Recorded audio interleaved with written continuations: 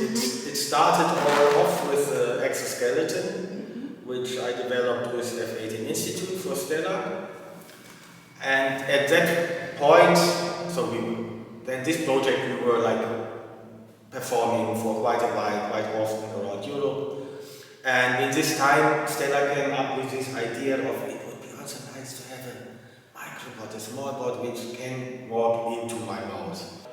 But then came up the next smaller one, which was a walking head with an avatar, with this kind of digital person on it. So we had kind of the first step to the smaller, and then it still took a lot of years until I had the idea I would like to, because he never then continued from this idea, and so it got in my mind I would like to try this on my way with my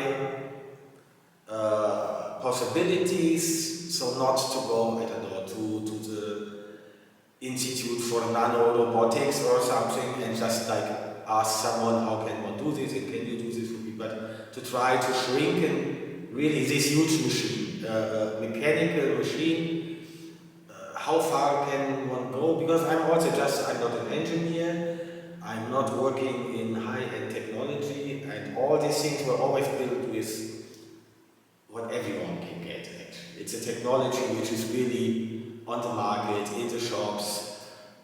Also now it's 3D printers and even laser cutter. It's nothing, like everyone can go to the Fab Lab and use this stuff.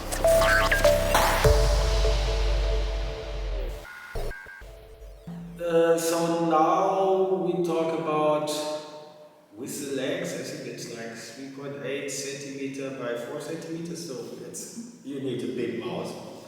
And I shrink the body, so the main body part is 25 millimeter by 26 or 27, and this I shrinked by 30%.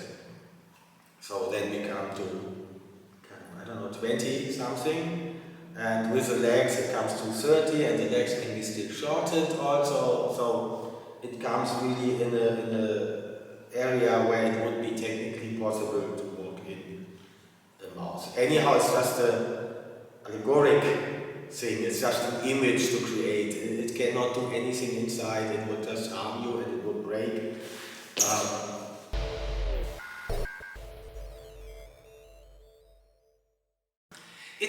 There is not like a kind of goal or meaning that I want to show, look, now we're here at the end and now I proved something. I mean, one proving thing is I'm interested for myself to go this way. So it's a lot of this is really that the way to this is what I'm interested in. I work each time with new people to find possibilities.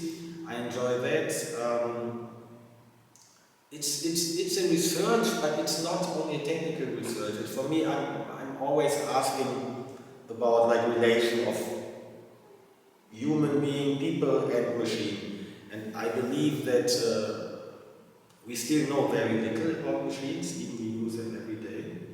And everything is granted somehow, but nothing is really understood. And also our society, how it works, it's a machinery. Also philosophical, since Enlightenment for sure, the state is seen as a machine, our body is seen as a machine, and the medicine is also dealing with it, kind of as a machine, and it's repairing and renewing and exchanging.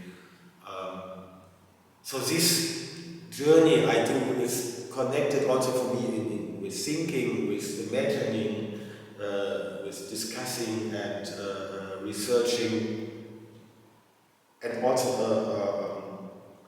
I mean, in that moment I do this. I build my own relation with the material, with the tools, with the machine I build. So I can, it's some kind of reflection also happens through work.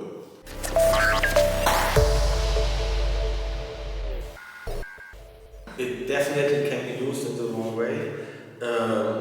and as we know humans, it will be used in the wrong way. With small robots, it's hard to say. I mean, I think it will be a lot in medicine, in medical pro.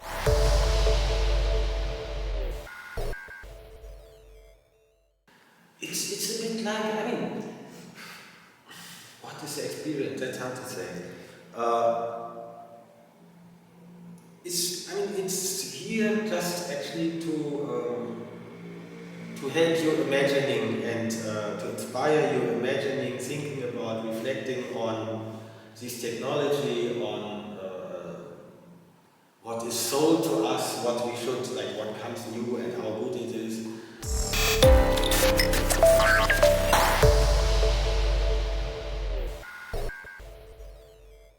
Good question.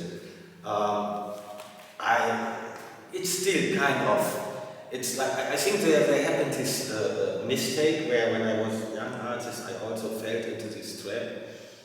I think it was in the 80s, 90s even more, that, 90s especially, that art and technology should be your own field, like photography. Yeah, wow, own thing, machine art, new media art, intermedia art. But it didn't work out well for people doing it, because so we have these kind of ghetto exhibitions like Ars Electronica, where you have only this stuff, and then we have all the other exhibitions where actually mainly it doesn't happen. Okay, then there's Jenny Holzer and like, so there is, so, but this is not seen as art and technology because they have a name and somehow they belong to the good art. So it's very split somehow, and I think it didn't do good for neither one. I think art was always using the newest technology already in painting, in the old masters, and later all masters, they used all kinds of technology from camera obscura to mirror things and grids, and you know, like before the camera came up, the photo. So it's normal to use technology in art, and it's a pity that it is so split that now there's art and technology and there's art, as if the other art is without technology.